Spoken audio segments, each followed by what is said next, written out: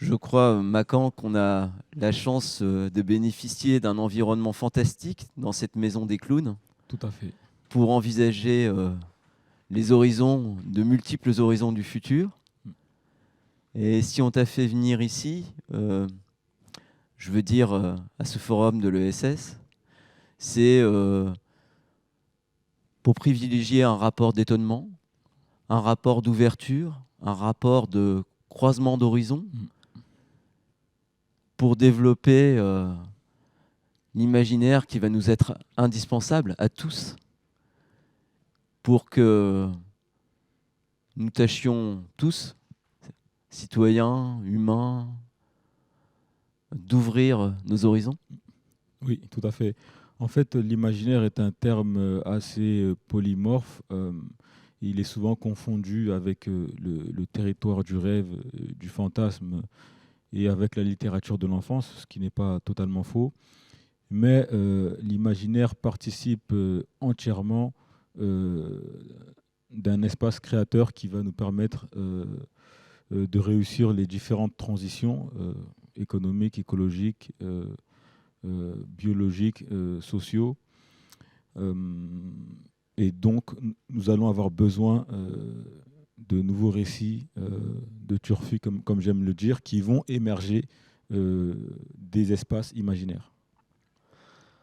En fait, je crois que c'est un changement de cap à l'horizon, un changement de cap qui va être l'ouverture d'expérimentation pour essayer de prendre la mesure de, de ce qu'on fait, de la façon dont on peut agir ensemble, d'une façon croisée, en essayant de s'ouvrir les uns aux autres et ouvrir effectivement les imaginaires. Et dans la société dans laquelle nous sommes, on dit les meneurs dans notre société, ceux qui mènent l'économie, c'est ceux qui ont la vision. Et donc il y aurait aussi chez les artistes un imaginaire attendu. Mais en fait, l'imagination, c'est d'abord une projection. Et cette projection, on en a tous besoin, tout le temps, toute notre vie. Et cet étonnement, c'est la façon de garder justement cette imagination ouverte, comment elle va pouvoir naviguer, louvoyer dans les contraintes. En effet, dans nos systèmes démocratiques actuels, on a tendance à perdre ce que moi je préfère nommer l'émerveillement au nom du ressentiment démocratique, à savoir que la société promet l'égalité pour tous, mais n'arrive pas à la réaliser totalement, ce qui crée des colères bien sûr légitimes. Mais il faut savoir que l'imaginaire a toujours participé du développement des sociétés.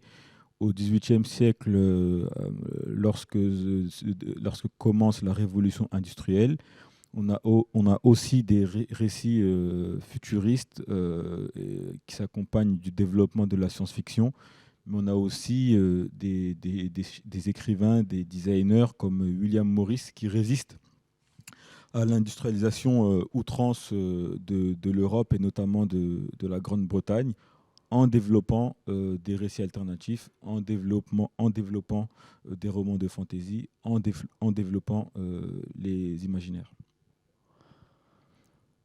Mais en fait, tous ces imaginaires, toutes ces projections-là, elles prennent leur source dans des imaginaires qui sont pas seulement celui de William Morris, mais celui des autres, d'une ouverture à un ensemble d'imaginaires.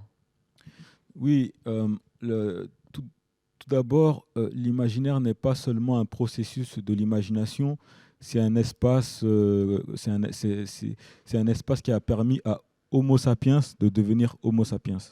Tout d'abord, l'être humain, on va dire, il est coincé dans la mémoire.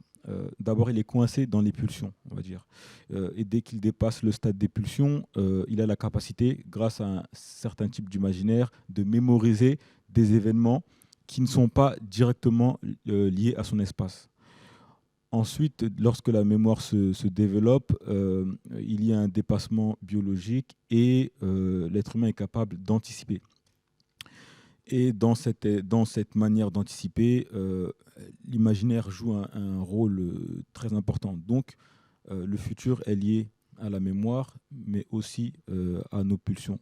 Voilà. Ce qui nous permet ensuite d'anticiper des choses qui n'existent pas, voire d'inventer des choses qui n'existent pas, qui se matérialisent à travers des concepts, et des concepts se matérialisent à travers des objets techniques, mais pas seulement.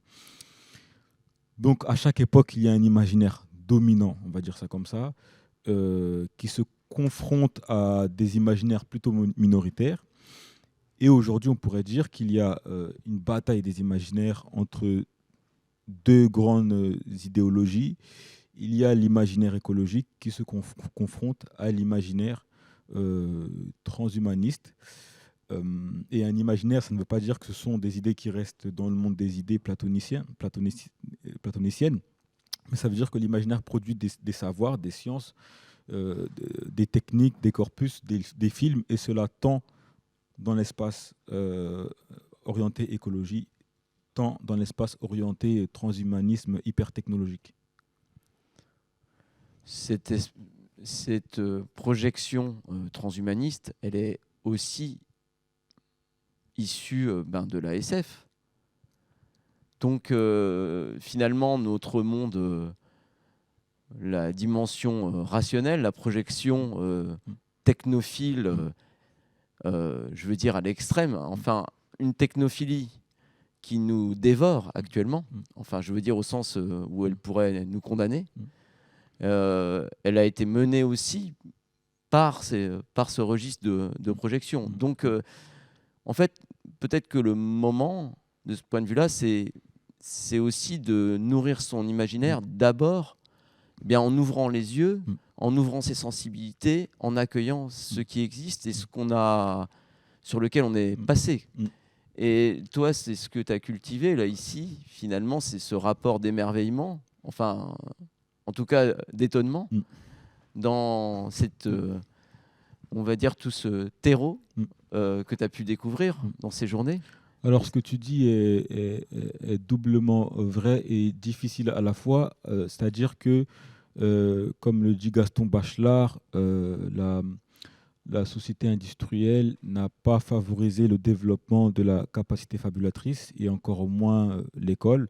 Et donc, du coup, nous avons de plus en plus de mal à nous projeter dans le quotidien et à nous projeter dans nos différentes activités. Donc, l'imaginaire, c'est comme un muscle, dirait Bachelard, un muscle dynamogénétique qu'il faut pouvoir travailler. C'est pas facile. Donc, moi, personnellement, dans ma vie dans les quartiers populaires, j'ai dû redévelopper ma capacité fabulatrice, mais ça a pris du temps. Et notamment, ça m'a fait aussi me séparer, on va dire, m'isoler un petit peu pour pouvoir laisser le temps à mon imagination de fonctionner, de se tromper, de tester, d'expérimenter. Donc, on peut développer la capacité fabulatrice de manière individuelle et collective si on se laisse le temps de le faire, si on se laisse le temps de méditer. Et l'exercice que j'ai fait aujourd'hui avec ce rapport d'étonnement, il n'est pas si compliqué que ça. J'ai écouté ce qui s'est dit durant ces 3 jours. Ensuite, j'ai pris des éléments de mon imaginaire personnel. Là, je vous développe ma recette. Là. J'ai pris des éléments de mon imaginaire personnel et ensuite, j'ai essayé d'hybrider, de connecter les différentes idées qui ont traversé le forum. Par exemple,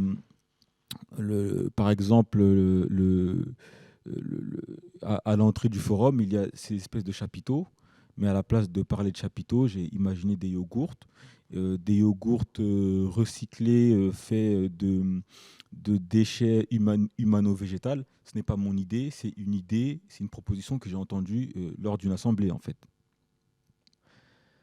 Et donc, finalement, ça t'a donné envie d'observer de nouvelles choses, de nouveaux horizons que tu ne connaissais pas. Ah oui. Encore tout récemment, Oui. par les toutes récentes rencontres que tu as eues. Et peux-tu parler justement de cette ouverture de l'observation, de l'ouverture de nouvelles curiosités. Franchement, je suis souvent, souvent sur la question des banlieues, on parle des clichés, il y a plein de clichés, mais il y a également plein de productions in situ en termes de philosophie, en termes d'art, en termes de sciences, de culture et d'écologie, de technologie. Et en fait, ce qui m'a surpris dans ce forum, j'ai entendu de nombreuses idées super créatives, super innovantes. Et à la fin, il suffisait juste de piocher un peu à gauche, à droite et de les connecter. Mais vraiment, j'ai appris plein de choses, communauté énergétique, licorne avec deux os.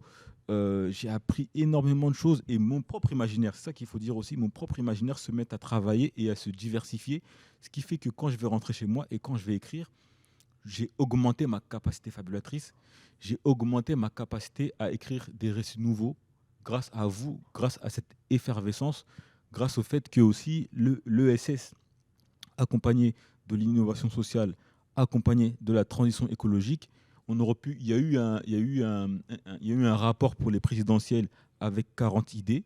Moi, j'aurais pu faire un rapport présidentiel avec 40 idées créatives, avec 40 imaginaires à proposer au président de la République, au futur président de la République pour les élections de 2022. Pourquoi pas essayer cet exercice pour les croiser, ces imaginaires? Parce que peut-être ils pourraient se rapprocher en des lieux qu'on ne soupçonne pas et s'éloigner et proposer d'autres horizons, d'autres croisements pour la suite. Donc c'est vraiment un horizon d'invention. C'est un horizon... des horizons d'invention. Ce sont des horizons d'invention et il ne faut pas avoir peur d'imaginer ce qui n'existe pas. Parce que parfois l'inconnu fait peur. Donc il ne faut pas avoir peur d'imaginer des formes alternatives, des formes hybrides, des formes peu connues. Et en tout cas, ce forum a été on va dire un berceau d'imaginaires différents, parfois contradictoires. Hein. Les imaginaires, ce n'est pas forcément, comme on dit, utopique ou bisounours. Il y a des confrontations, il y a des contradictions, des visions différentes, des visions différentes de l'économie sociale et solidaire et comment arriver à la transition écologique. Il y a des mésententes, mais ça fait partie aussi du jeu de la réflexion. C'est même plus que la transition, c'est la transformation qui se met en route.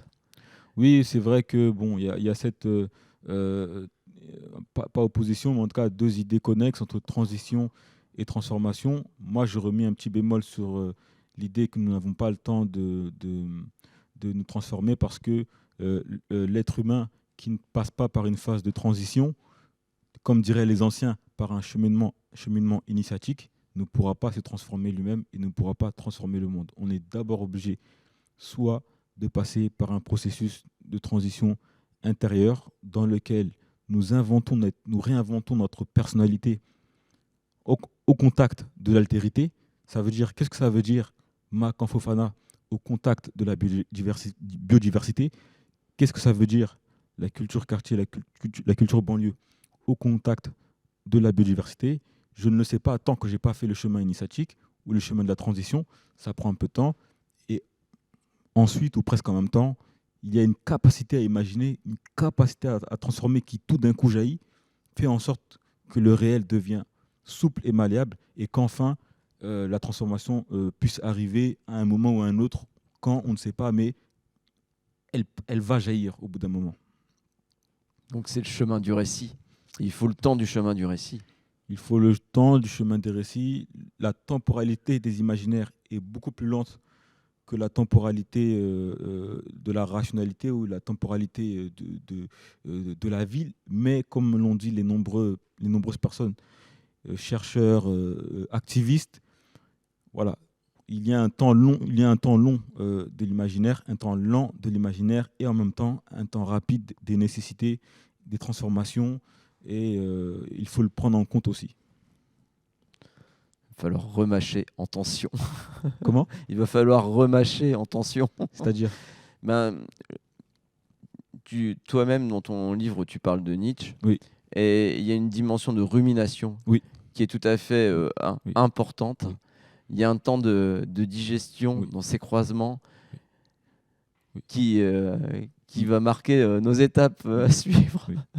Merci beaucoup pour l'entretien. Merci pour tout.